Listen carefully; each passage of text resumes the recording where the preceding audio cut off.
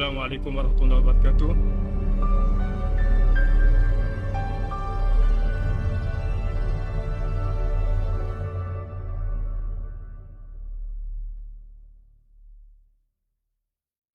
Waalaikumsalam warahmatullahi wabarakatuh, Muhammad Mansur. Macam mana audio dan video?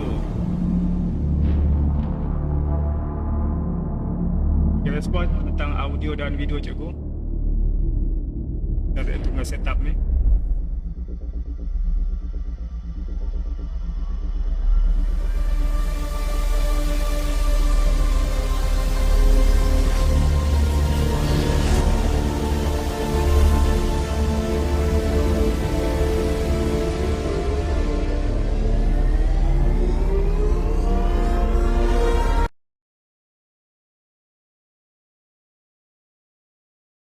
Waalaikumsalam, Hafiz Zaim. Okey, bagi respon audio cikgu okey ke? Oh, ada bergema sikit ya. Tak apa. Okay, Azizan Ramli, Waalaikumsalam. Arash Hakim, Waalaikumsalam. Amirul Nabil. Audio okey, alhamdulillah. Okay, muzik dah clear semua dah. Tutup dah. Okay.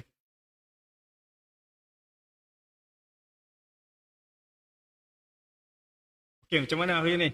Semua okey ya? Waalaikumsalam Aril Zamri. Apa khabar semua? Saya harap semua okey lah. Kan musim BKP ni kan. Okey, sebiasa malam ni kita nak sembang-sembang. Malam hari Selasa, malam Rabu. Kita bersembang-sembang santai. Tapi sembang-sembang santai pun dengan fakta-fakta yang ilmiah yang boleh kita gunakan untuk kehidupan kita insya-Allah. Bolehlah share cikgu punya live ni dia share untuk bagi manfaat pada yang lain lagi, bagi ramai dapat dia punya kebaikan insya-Allah. So ilmu ni kita perlu kongsikan untuk ramai-ramai tahu dan diamalkan. So tajuk malam ini kita akan sembang tentang belajar dengan berkesan. Belajar yang berkesan ataupun belajar secara efektif. Bagaimana kita nak efektifkan kita punya cara belajar tersebut. Ustaz Zwani, Waalaikumsalam. Megat. Waalaikumsalam, Megat. So, malam ni tajuk bukan hanya untuk pelajar sebenarnya. Okay? Untuk kita. Tak kira lah pelajar ke, yang dewasa ke. Okay? Sebab kita sentiasa belajar. Okay? Kita sentiasa belajar dan terus belajar sampailah kita meninggal dunia.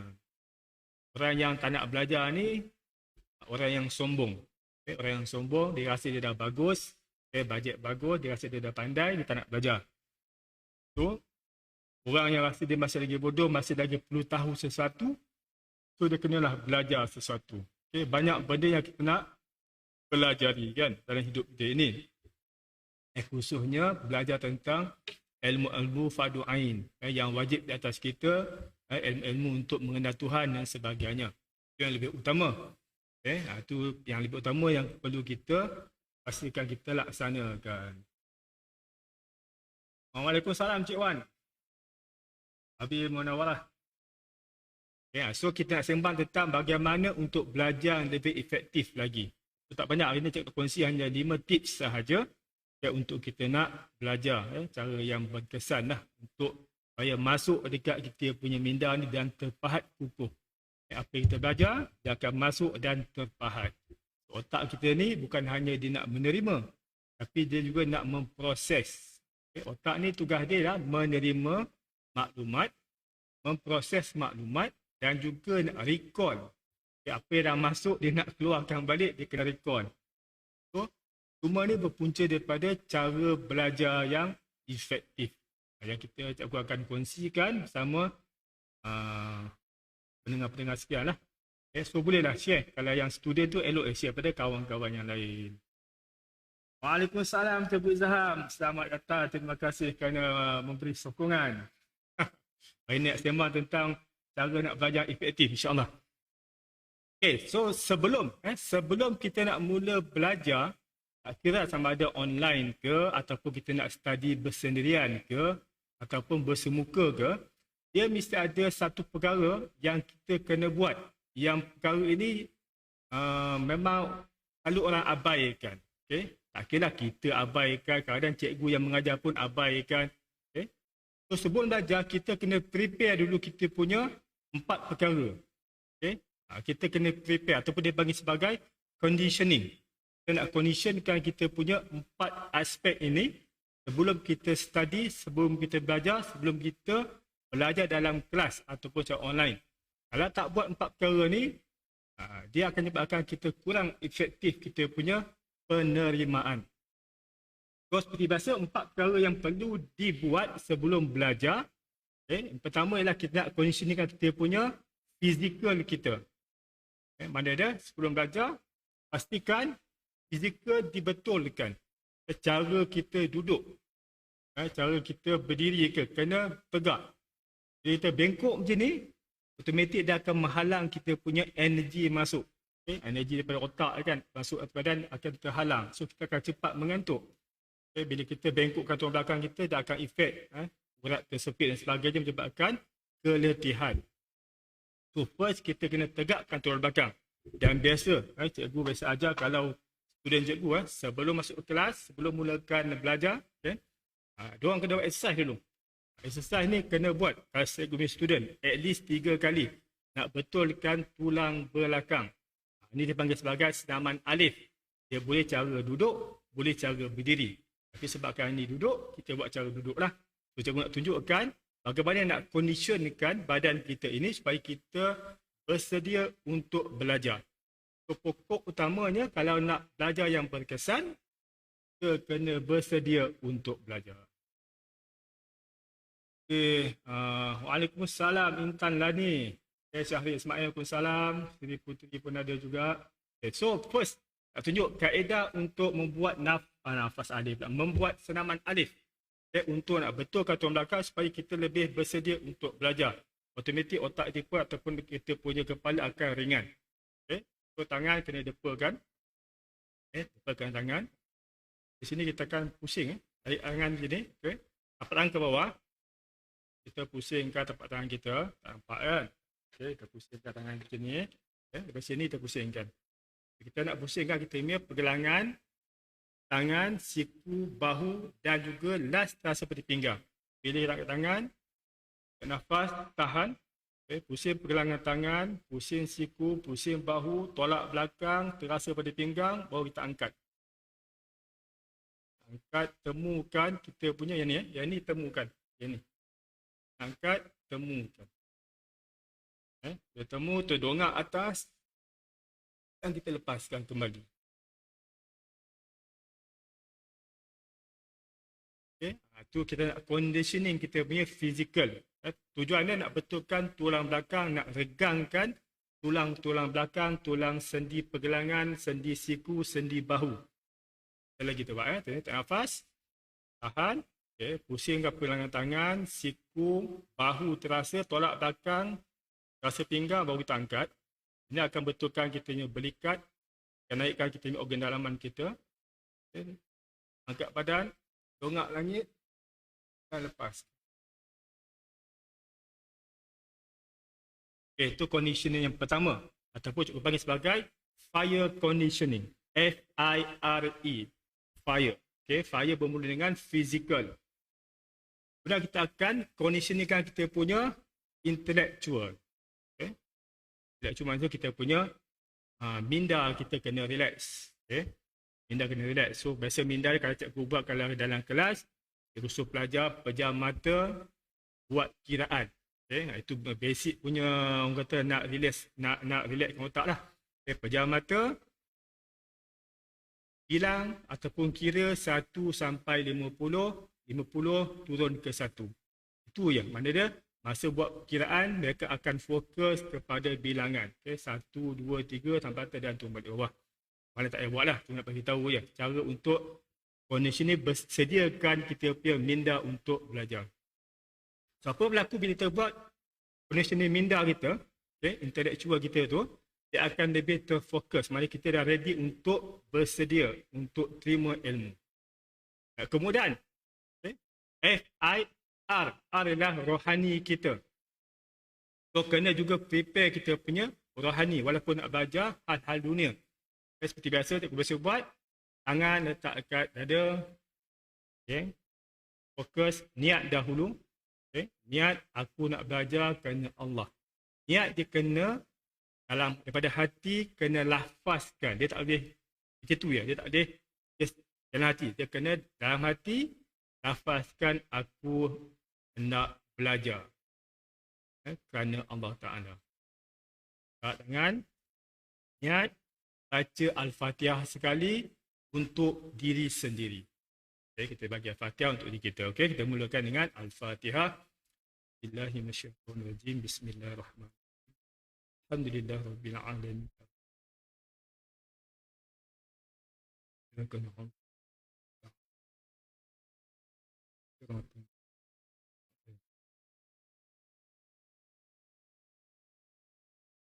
Okay.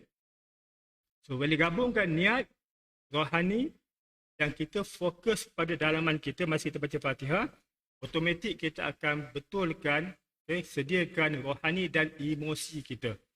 So kita dah rasa segar, kita dah rasa relax, maknanya kita dah ready untuk belajar. So benda ni yang saya selalu ceritakan pada kawan-kawan supaya nak belajar, nak mengajar dalam kelas, buat benda ini dulu supaya pelajar ready. Jangan masuk kelas terjah terus, ajar tak boleh, pelajar tak ready lagi. Okay. So kalau pelajar ni masih lagi tak ready, masih lagi huru-hara lagi, ada buat senaman lain. Okay, so conditioning 4 perkara, fire, physical, intellectual, rohani dan emosi. Kita akan masuk, dah buat conditioning, barulah kita masuk macam mana nak belajar yang efektif. So ada 5.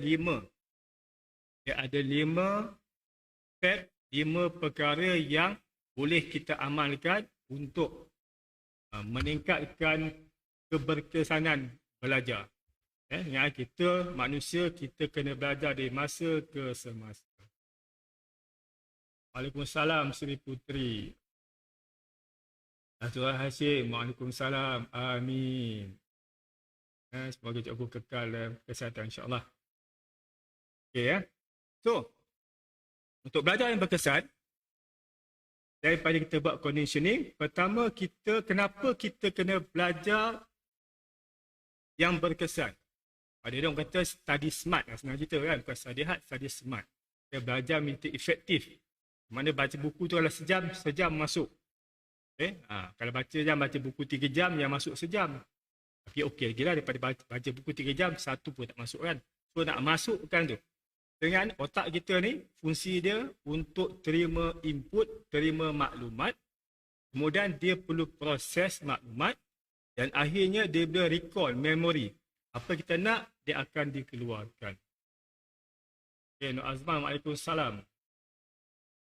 Biasanya pelajar ni kalau dia masa periksa, dia dah study dah. Study gila babi orang kata kan, bagian Arab. Bila masuk exam tak dia keluar. Kan? Tak dia keluar.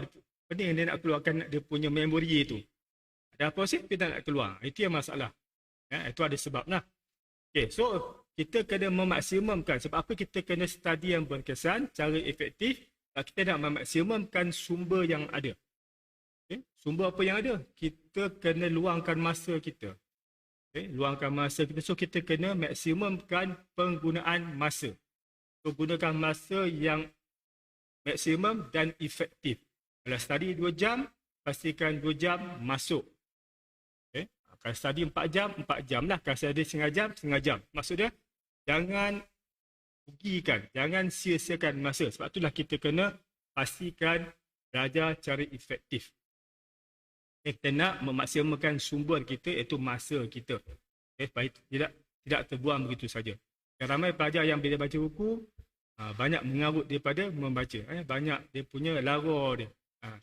Sebab apa? Sebab tak fokus. Sebab mana kita bincang minggu lepas, sebab tak fokus. Sebabkan rugi masa dia. Alih-alih dah habis masa. Kalau waktu prep tu 3 jam, 2 jam, tiba-tiba dah habis je. Dia sibuk kulu-kili kan. So, pastikan kita nak memaksimumkan apa yang ada. Apa yang ada supaya lebih berkesan. Okey, pertama, untuk belajar yang berkesan, dia sebenarnya satu lagi Satu lagi persediaan untuk belajar, dia kena tulis. Okay. Dia kena sediakan pen, sediakan kertas, tulis. Bila kita menulis, dia punya prosesor otak ni, dia proses lagi cepat, lagi tepat. Meningkat dia punya keupayaan berfikir dan juga mengingat sebenarnya. Lain daripada kita dengar sahaja, dia masuk tapi dia masuk kadang-kadang tak proses langsung pun. So kita kena tulis, ambil nota, catatan, tulis apa yang kita faham. Barulah dia masuk. Itu antara cara untuk belajar berkesan. Kan? Segi adab guru dia kena, bila adab guru tu dengar apa-apa, tulis. Tulis apa yang kita dapat. Okay? Tu. So formula pertama ataupun step pertama untuk belajar berkesan, for sure kita kena belajar. Apa guna nama belajar berkesan tapi tak belajar? So first kita kena belajar. Okay? Kita kena belajar. Apa yang nak belajar? Okay? So pertama kita akan cerita tentang bab belajar. Kemudian yang kedua, reflect. Apa itu reflect? Nanti kita akan sembang-sembang lah. Kemudian kita kena amalkan. Dan yang keempat, share. Okay? Yang kelima, uruskan masa. Dia ada 5 perkara yang antara yang boleh menyumbang kepada belajar yang lebih efektif.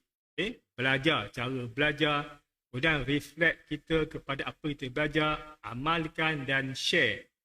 Dan akhirnya kita manage kita punya masa kita. Barulah jadi.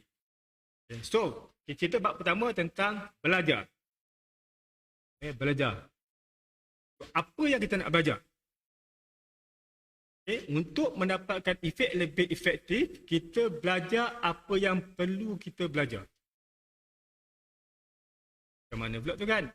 Kadang-kadang kita ni belajar, baca buku yang tak sepatutnya, yang tak kita perlukan ketika itu. Okay, contoh kalau pelajar nak belajar nak exam, tentu dia akan belajar apa yang dia nak exam. Dia kena bagi fokus pada apa yang perlu belajar. Jangan masa nak exam, pergi baca benda lain, baca komen, baca majalah dan sebagainya. So, apa yang kita nak belajar tu merupakan satu benda yang menyebabkan kita lebih efektif menggunakan masa. So, belajar apa yang perlu kita belajar pada ketika itu. Okay? Pada ketika itu. Kalau nak exam, masa exam, bacalah apa yang nak baca. Okay? Masa tu. Okay? Belajar apa yang perlu kita belajar. Jangan belajar benda yang tak perlu kita belajar pada ketika itu. So, kita dah buang masa kita. Sebenarnya ada kaitan dengan proses yang mana yang keutamaan, yang mana penting dan sebagainya lah. Yang kedua, kita kena fokus kepada kualiti input. Kualiti bacaan tersebut. Mana dia? Segi apa? Segi bahan yang kita nak baca, nota tersebut. Sebab ini belajar cara individu. So, nota kita tu mesti komplit. Takkan kita nak baca nota kita, tapi nota tu tak sempurna. Nota banyak yang tertinggal, banyak yang tak ditulis. Bila baca, bila nota tu tak lengkap, tak sempurna, jadi kita akan putus kita punya momentum. Kita akan break down momentum kita nak study. So, pastikan nak belajar, kita kena ready dengan apa yang perlu kita sediakan. Buku yang sempurna, yang lengkap. Nak tulis, peralatan tulis. Sebab apa? Kita tak nak masa tengah belajar sibuk nak pergi, masa tu nak cari pen, masa tu nak cari pemadam, masa tu nak cari kertas, tak ada kertas. So, prepare dahulu apa yang perlu kita gunakan waktu kita belajar. Okay? Itu yang pertama. Kita prepare. Itu yang kedua. Kan? Satu, belajar apa yang perlu kita belajar. Yang kedua, kualiti tu. Buat persediaan. Okay, buat persediaan tentang apa yang patut ada ketika itu. Kita nak elakkan distraction, nak elakkan kita hilang fokus. Okay? Tengah-tengah belajar, teringat benda ni. Tak, kita kena prepare betul-betul. Kemudian, kita kena fokus dan elakkan multitask. Yang ini yang biasa fail. Terutama pelajar sekarang memang fail lah tentang multitask ni.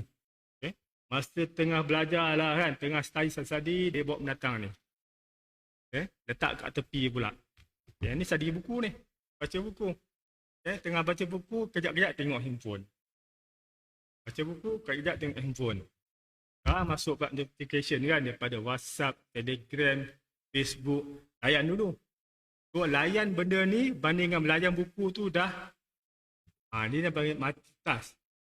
So, kalau betul-betul nak efektif cara belajar, yang ini simpan. Simpan.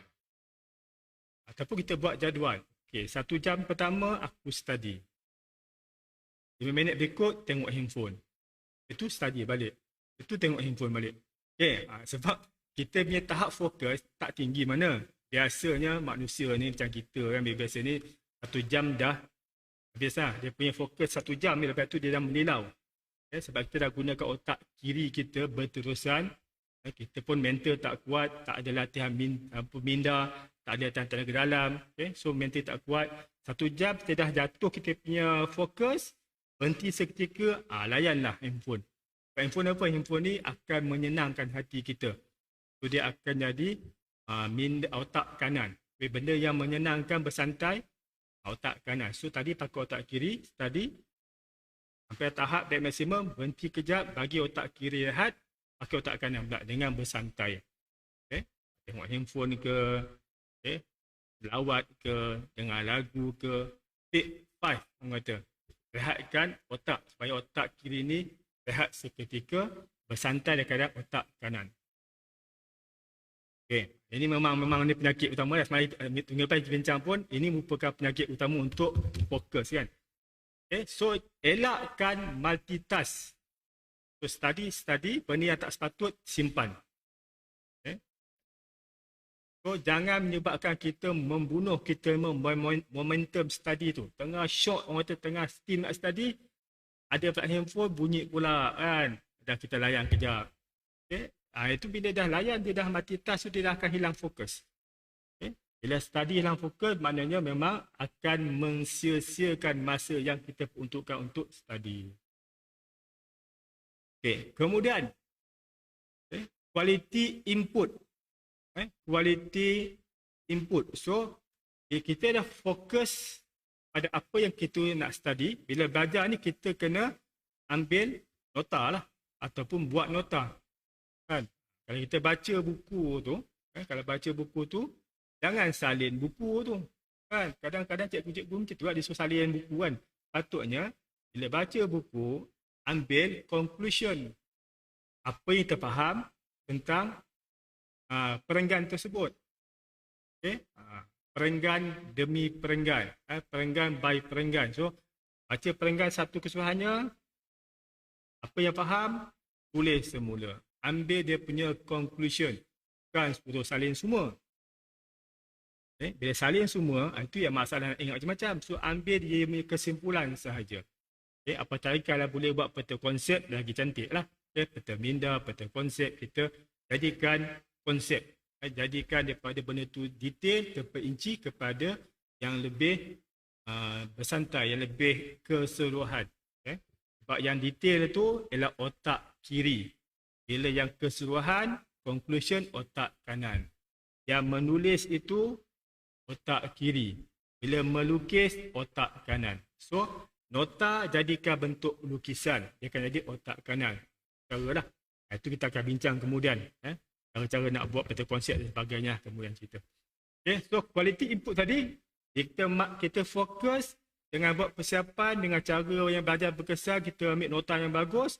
Bila input masuk bagus, automatik memori akan dapat menerima, dapat disimpan, dapat diproses dengan lebih berkesan lagi.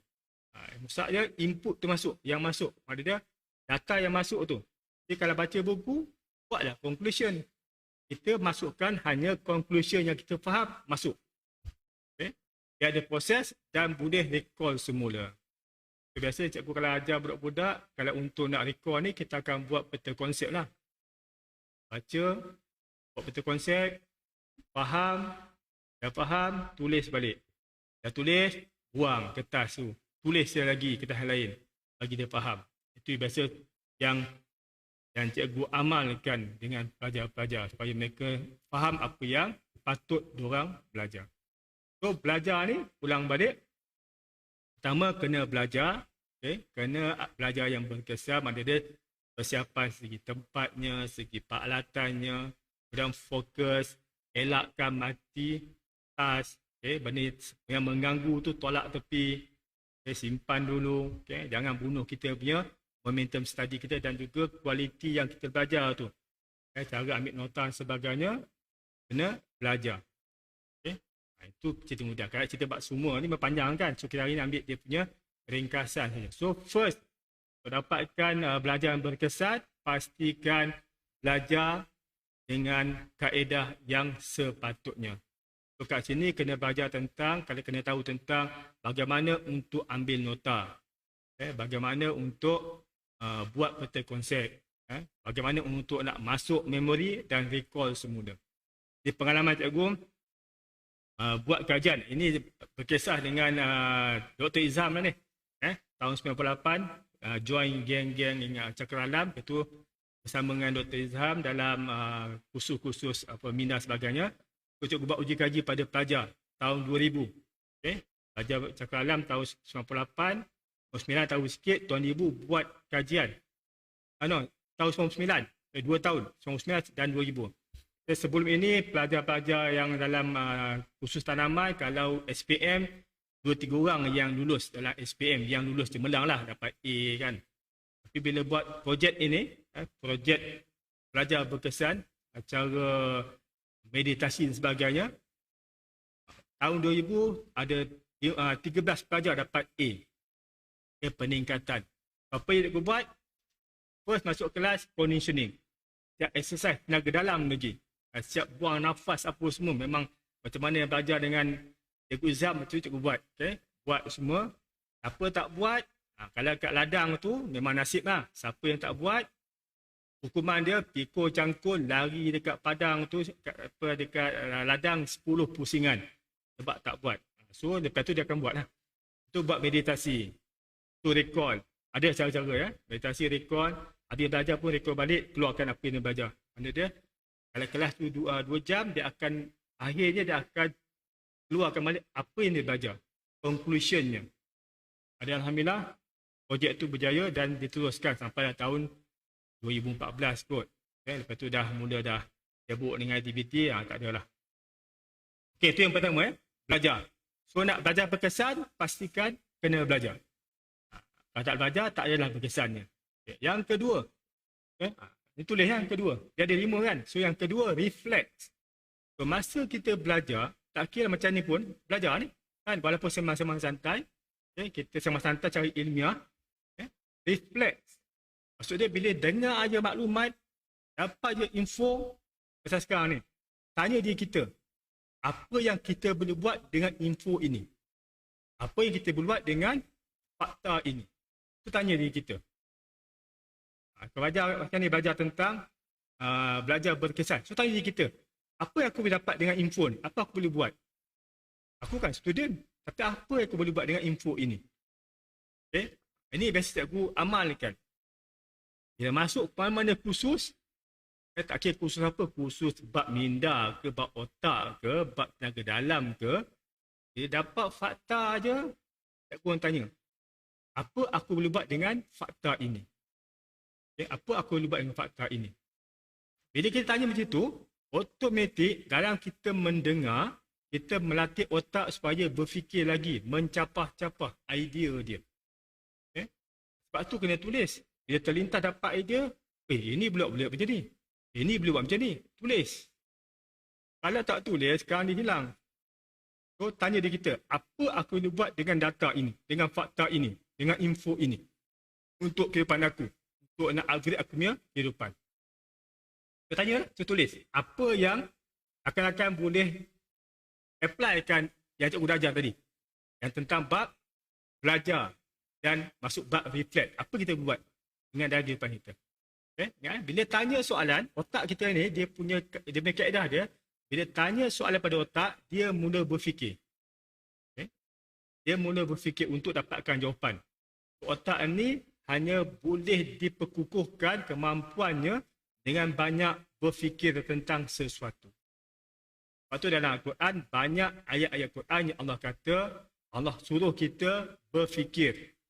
Allah nasihatkan kita, Allah tanya kita, tidakkah kamu berfikir? So banyak kata-kata Allah suruh kita berfikir supaya otak kita ni dijanakan. Baru jadi orang yang sempurna, khalifah muka bumi.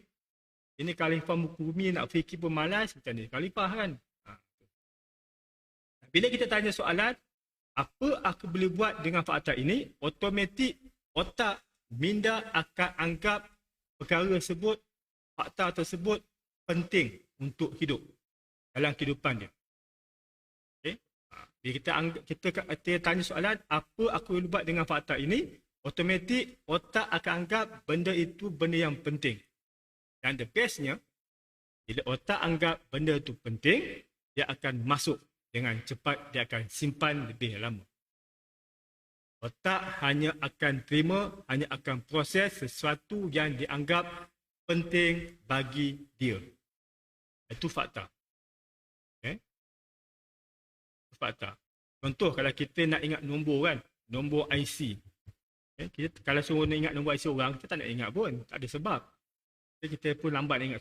Cuba kalau orang kata, okay, siapa hafal nombor IC aku bagi dia RM100.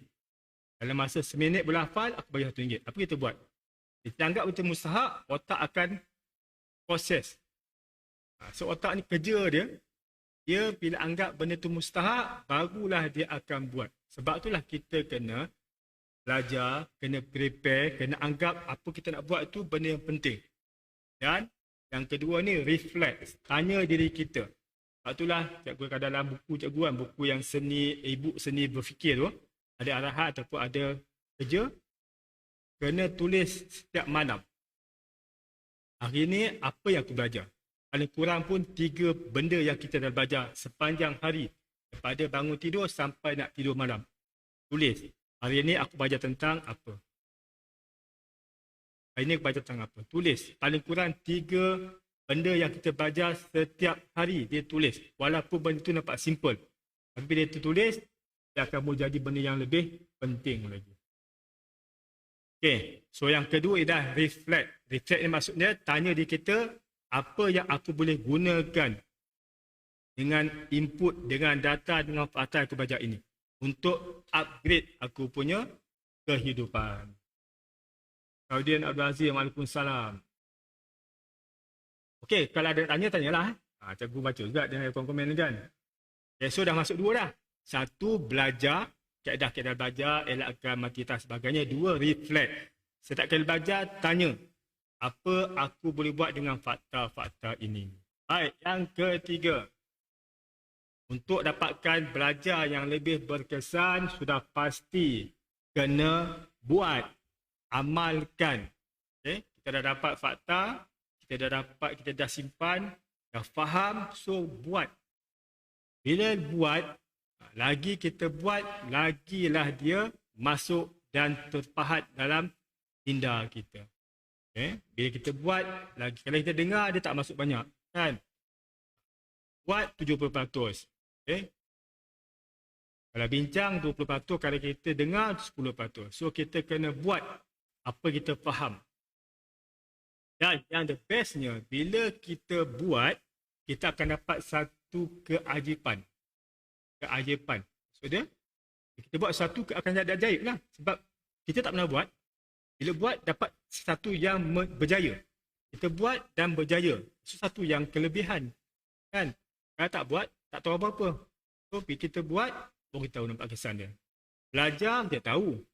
Tapi bila buat, lebih tahu. Okay? Sama seperti macam yakin dan ainul yakin ataupun hakul yakin. Yang bezakan yakin itu ialah, kalau yakin, belajar je yakin. Sebab dia belajar.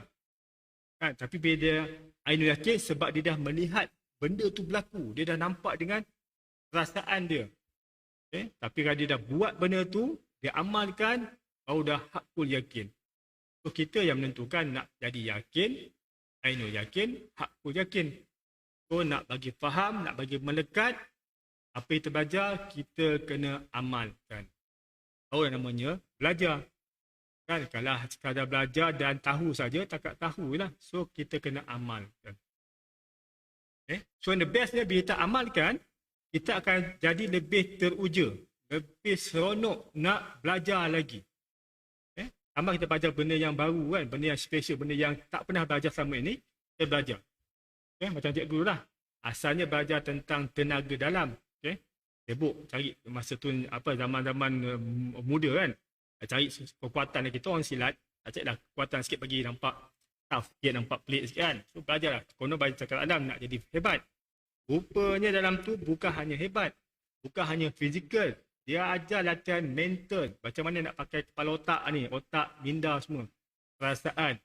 Bila kita belajar benda baru dan kita buat jadi, menambahkan kita punya keyakinan, menambah kita punya keseronokan. So, apa yang berlaku? Apa kursus yang dianjurkan masa tu, cikgu masuk saja. Walaupun berbayar. Daripada satu tahap naik, belajar semua. Sebab kita dah rasa seronok. Sebab bila belajar, buat jadi. Kita dapat satu yang special. So, itu yang best. Kalau kita buat, akan meningkatkan motivasi diri kita untuk terus belajar, seronok dan terinspirasi. Kalau kita seronok, maka otak ni akan keluarkan hormon serotonin. Hormon serotonin ni hormon yang menyebabkan kita rasa bahagia, happy. Dan dia merupakan salah satu daripada kita punya painkiller kita yang semula jadi. So, seronokkan diri kita dengan buat aktiviti supaya hormon serotonin dikeluarkan, kita jadi happy. Itu dia.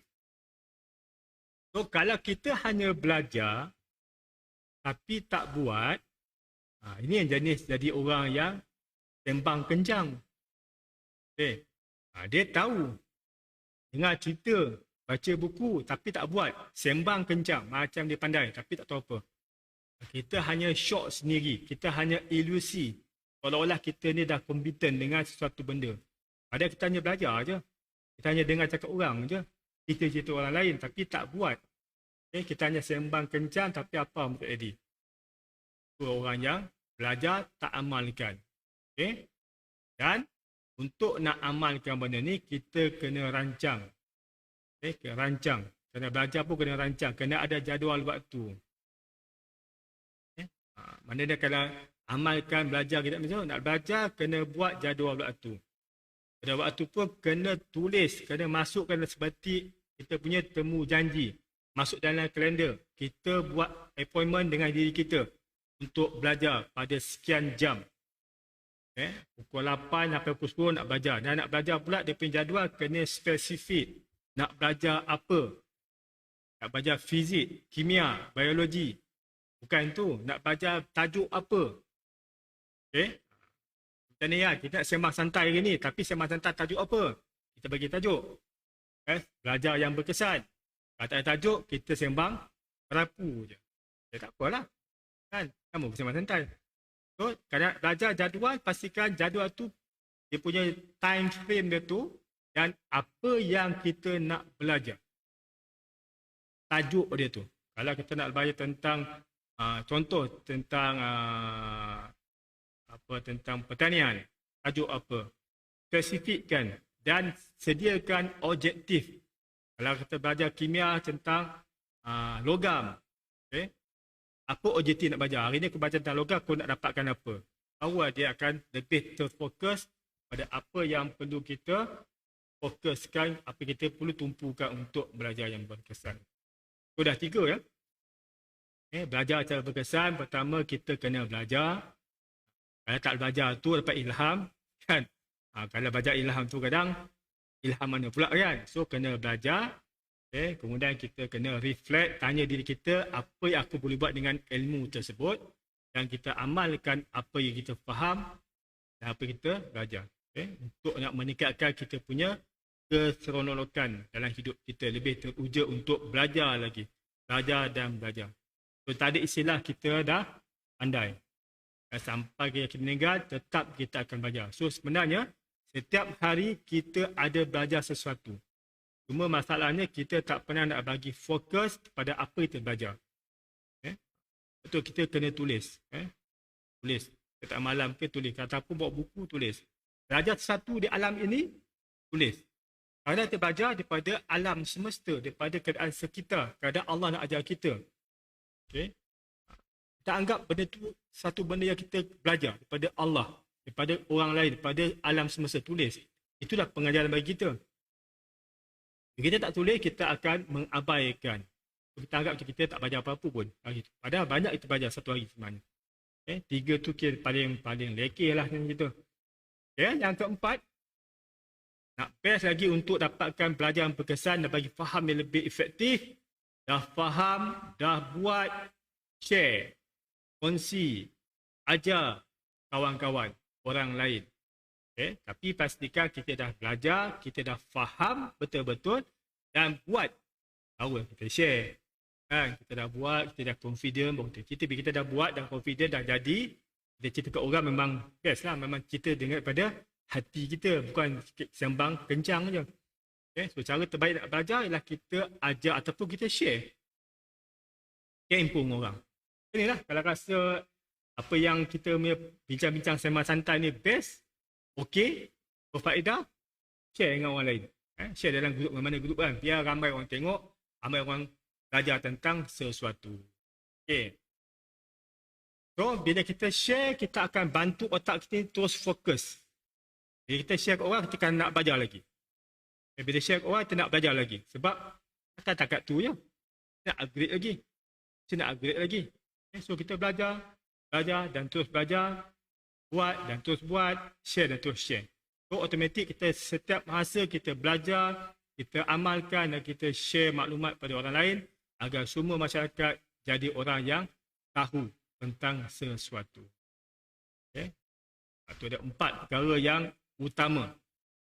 Belajar, reflect, okay, amalkan dan kita share. Apa kita belajar ni kita share pada orang lain. Okay. Dan untuk yang seterusnya, yang kelima, pastikan urus masa dengan berkesan. Nak belajar ni, dia kena urus masa. Kalau kita punya tempoh, rasa kita biasa study 1 jam, 1 jam lah. Kita buat kita punya frame kita, time frame 1 jam untuk study. So masa tu abaikan yang lain. Kita kena ketepikan yang lain. Adakan setiap kali belajar, adakah objektif? Hari ni aku belajar apa? Nak kita ni, dia kalau konsep baca buku, baca sesuatu menerusi handphone ataupun baca menerusi komputer tak sama seperti baca buku. Tak sama. Lain kesan pada otak kita. Tak sama. Menulis di kertas, menulis di iPad tak sama dia punya kesan pada otak kita. Dan bila kita menulis ini akan meningkatkan 27 kali ganda kita punya keupayaan mengingat. Menulis. So, kita kena banyak menulis sebenarnya. Sambil dengar-dengar ni tulis lah. Ambil otak. Kan? Ini kalau kita dengar saja, 10% yang masuk. 10% saja. Kalau kita menulis, tingkat sikit. Kalau kita berbincang, muzakarah, lagi masuk. So kalau dengar saja, tak tulis, kejap lagi hilang tu. Kan tanya apa yang 4 perkara? Entah. Itulah student-student kan. So, lagi kita spesifik, urus masa ni kita kena spesifik. Bila nak belajar, apa nak belajar, tajuk apa nak belajar, apa objektifnya. So, lagi spesifik kita tetapkan, lagi kita akan cepat jadi mastery dalam bidang tersebut. Jadi kita lebih cepat untuk terima. Okey. So, kita kena bagilah perhatian pada kelima perkara ini. Belajar, kemudian kita kena reflect apa kita belajar, ada tak balas, kita kena amalkan, kita kena share dan uruskan masa sebaik mungkin. Penjadualan belajar kita, insya-Allah kita akan dapatlah belajar dengan lebih berkesan lagi. Apa-apa pun, sebagai orang Islam, belajar itu adalah usaha yang kita wajib laksanakan. Belajar wajib. Untuk kita buat. Nak ilmu kena belajar. Tetapi kita kena iktikad bahawa belajar itu wajib tapi tidak memberi kesan. Yang memandaikan kita yang memahamkan kita hanyalah Allah Subhanahu Wa Taala. Belajar tu wajib dibuat. Wajib dibuat itu asbab untuk nak faham. Yang bagi faham Allah. Itikad kena betul. Supaya kita melibatkan Allah, maka bukan hanya usaha zahir sahaja kita kena buat, kita kena usaha kerohanian kita juga. So, jagalah solat, berdoa banyak-banyak supaya Allah bagi kita kefahaman sebagaimana kefahaman Nabi-Nabi, solehin, ulama-ulama, awliya. Doa supaya Allah kita macam mana dia bagi pada Rasulullah, pada Nabi-Nabi, pada sahabat, pada solehin, bagi juga kepandaian tersebut kepada kita yang tengok ini. Jadi orang yang pandai tapi tak sombong. So, itulah kita jangan lupa bila buat apa saja, etikad tauhid pada Allah jangan diabaikan. Supaya kita tak nampak usaha kita. Jadi kita akan sentiasa berusaha. Kalau kita tak tahu usaha yang mana menyebabkan Allah bagi kita hidayah, bagi kita kefahaman yang tinggi. Kadang-kadang Allah bagi kita ilham dia. Dan usaha kita macam-macam dapat. Cikgu belajar daripada cikgu punya mentor cikgu dalam tenaga dalam. Banyak ilham. So ada apa-apa nak tanya silakan. Cikgu dah habis sembang tentang tajuk belajar cara berkesan. Allah minggu depan kita cari tajuk lain, kita akan sembang lagi. Muhammad Nur Nasir. Waalaikumsalam. Saya tanya cikgu, kalau reflect dari satu perkara masuk otak tu sakit kepala. Itu reflect apa sakit kepala? Maksud dia bila belajar sebabkan sakit kepala. Itu maknanya otak kita ada yang tak kena. Otak kita ni ada yang tak kena. So ada yang tak kena pada otak kita. So mungkin dia kekurangan apa yang sepatutnya. Dia punya neurotransmitter tak cukup ke, dia punya hormon tak cukup ke, ataupun kadang otak kita dah berlubang-lubang. Otak kita macam-macam kan, bukan bersih, bukan sempurna pun. Orang yang macam-macam kita ni dengan kita punya toksiknya, makan yang macam-macam kemukan, otak kita jadi berlubang-lubang tau. Boleh jadi berlubang. So bila tak sempurnanya tu yang kita sakit. Kita cuba nak fokus tak boleh sebab upaya fokus tu ada pada otak tertentu, bahagian tertentu. So bahagian itu mungkin tak berfungsi. Contohnya kalau kita berfikir kan, bahagian prefrontal cortex, bahagian depan ni. Otak CEO brain kita, prefrontal cortex, kalau dia jam, kalau prefrontal cortex jam, kita akan suka nak buat keputusan, lambat bertindak, lambat nak bagi idea. Bila tanya, dia cakap, kita terfikir-fikir. Saya tak tahu nak sebut apa. Sebab prefrontal cortex kita dah jam. Sebab apa jam? Sebab kurangnya neurotransmitter. Dia tak sel-sel tak berhubung. So slow lah. Maknanya kenalah tingkatkan kita punya otak dengan cara pemakanan. So, untuk dapatkan otak yang bagus, dia nak hidupkan ataupun nak banyakkan neurotransmitter, yang basicnya telur. Makan telur, makan pisang, minumlah minuman dark chocolate. Bukan coklat biasa, coklat yang dark chocolate ni yang 70% kandungan coklat, mungkin Wellhampton ke apa kan.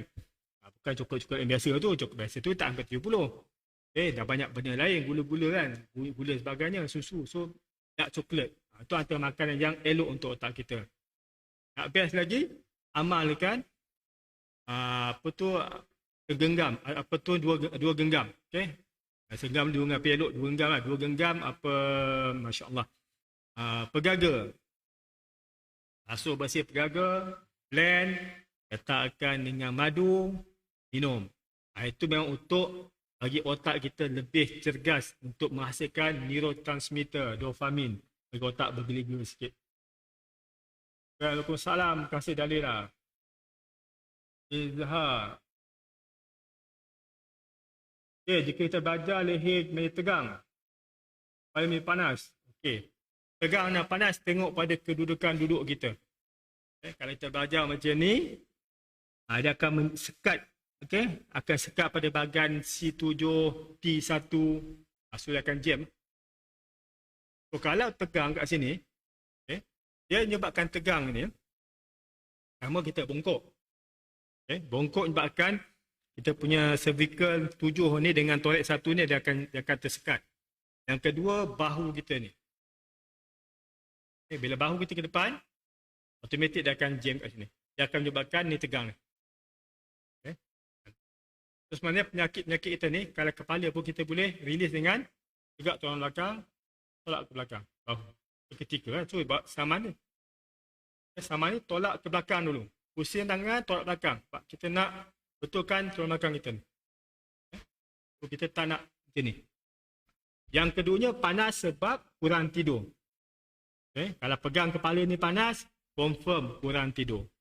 So, untuk nak aktifkan kita punya prefrontal cortex, kalau kurang tidur, so pagi dia kena balas dengan jalan kaki.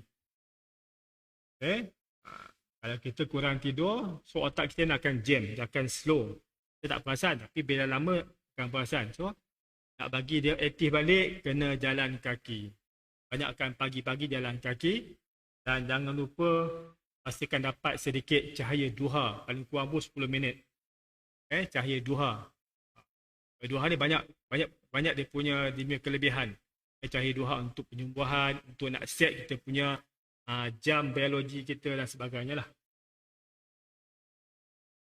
Okey, so kalau makan ubat banyak pun masalah juga. Makan ubat tapi kurang air pun masalah juga. Masalah kepala, masalah pinggang kan. Ataupun makan jamu ke yang panas-panas, yang pelik-pelik kan. Apa air kurang, panas juga kepala otak kita ni. Hati-hatilah.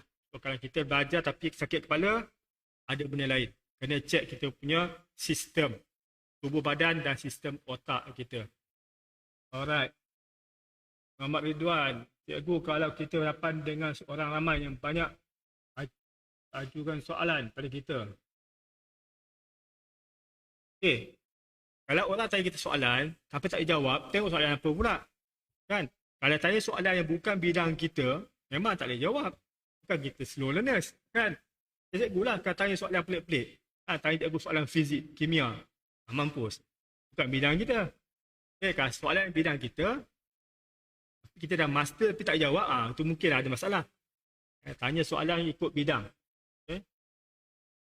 Bidang kita memang bidang cepat. Kalau bukan bidang kita, memang kita akan tanya apa kan. Soalannya, kita tanya dia balik. Kau tanya apa ni? Kita tak tahu. Bukan bidang kita. Okay? So kalau benda yang biasa lah. Benda yang biasa tapi kita susah nak ingat, kan? Itu ada tak kena lah. Kan? Benda yang biasa tapi kita susah nak ingat. Kadang kita nampak lah, kita terbayar, kita tak tahu sebut. Tak sebut apa, nak cari dia punya perkataan yang sesuai tak dapat. Itu maksud dia, sini. Prefrontal cortex tu ada masalah. So, kena tidur. Okay? Yang senang cerita, kalau ada masalah kepala otak ni, jam semua, best solution, tidur awal. Start pukul 10, dah tidur, bangun pukul 4 pagi insyaAllah. Amalkan 5 ke 7 hari, tengok dia punya kesan. Okay? Malam tidur awal, abaikan kerja. Hal-hal dunia abaikan dulu untuk otak kita ni. Tidur awal. Pagi, siang, banyakkan minum air. Tengok 5 hari ataupun 7 hari. Tengok dia punya kesan. InsyaAllah. Kita akan rasa macam best. Dan pastikan tengah hari tidur seketika. Untuk nak menambahkan kita punya otak ni punya kekuatan. Dia punya kapasiti dia. Okay?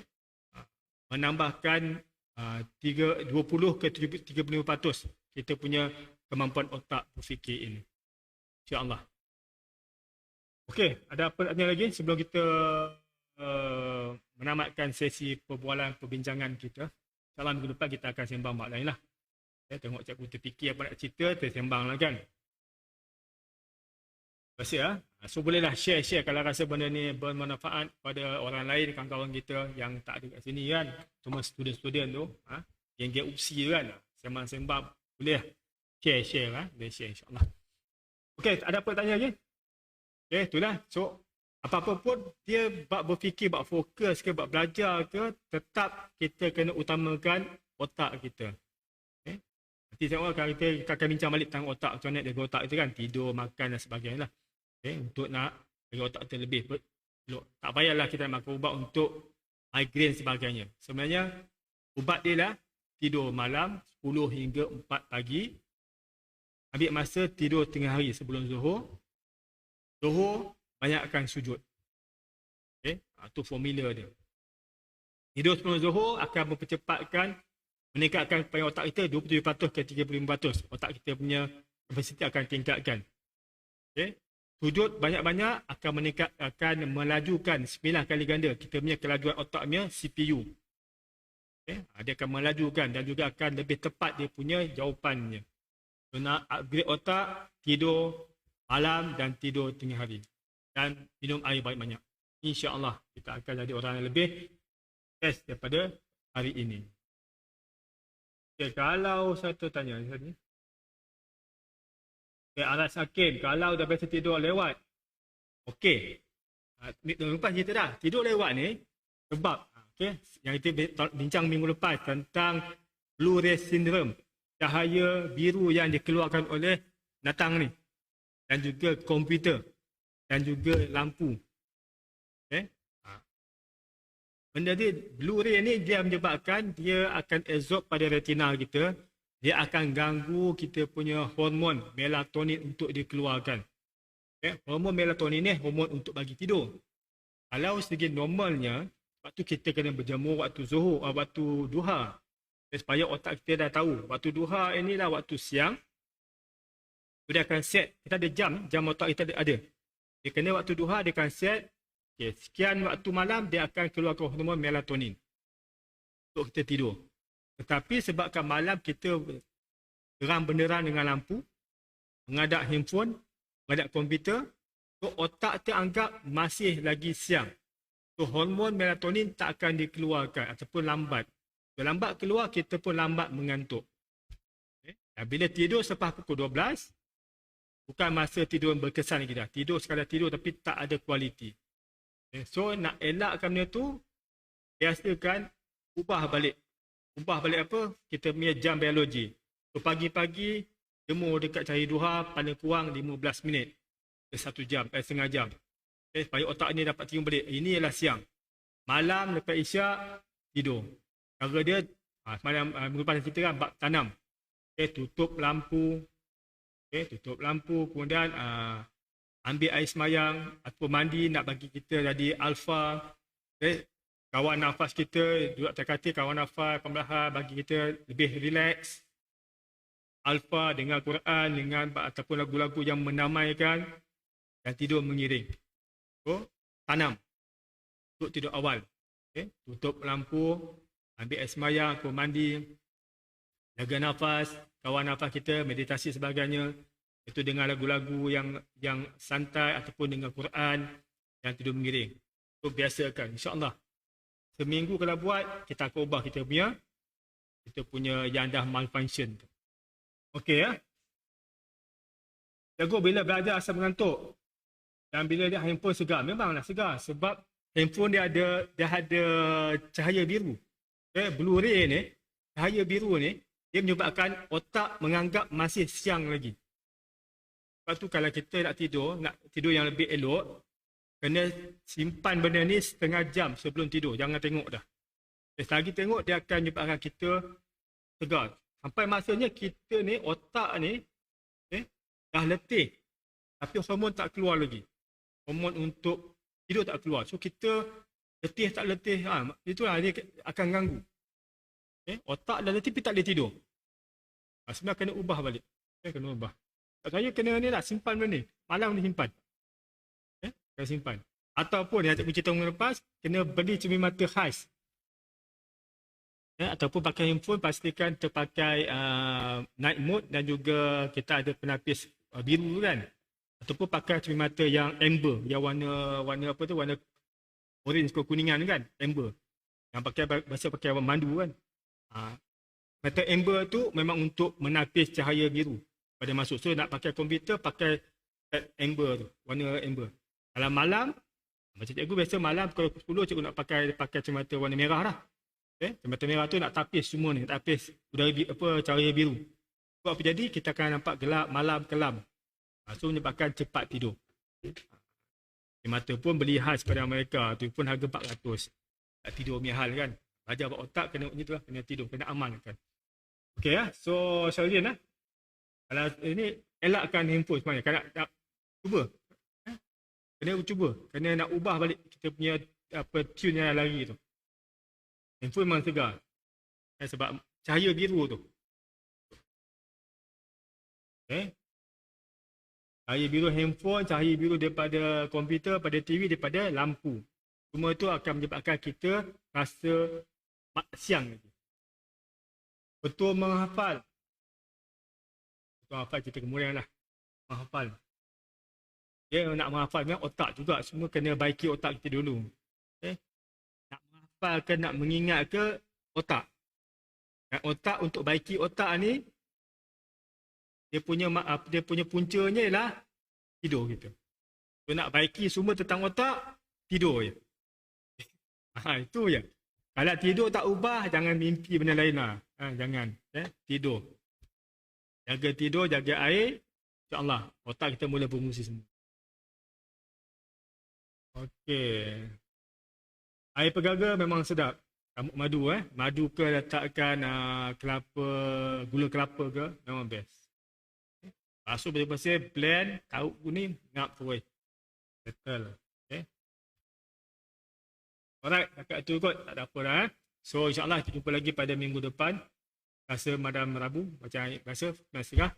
Tengok tajuk apa tajuk apa bincang, tengoklah apa yang terlintas. Ini tadi cikgu terlintas petang tadi je. Sembang apa malam ni kan. Dalam bab belajar kan. InsyaAllah jumpa lagi So cikgu minta maaf jika ada terkasar bahasa tu kurang bicara ke. Semoga ilmu yang disampaikan dapat bermanfaat kepada semua lah. So, sekali lagi share lah apa yang patut.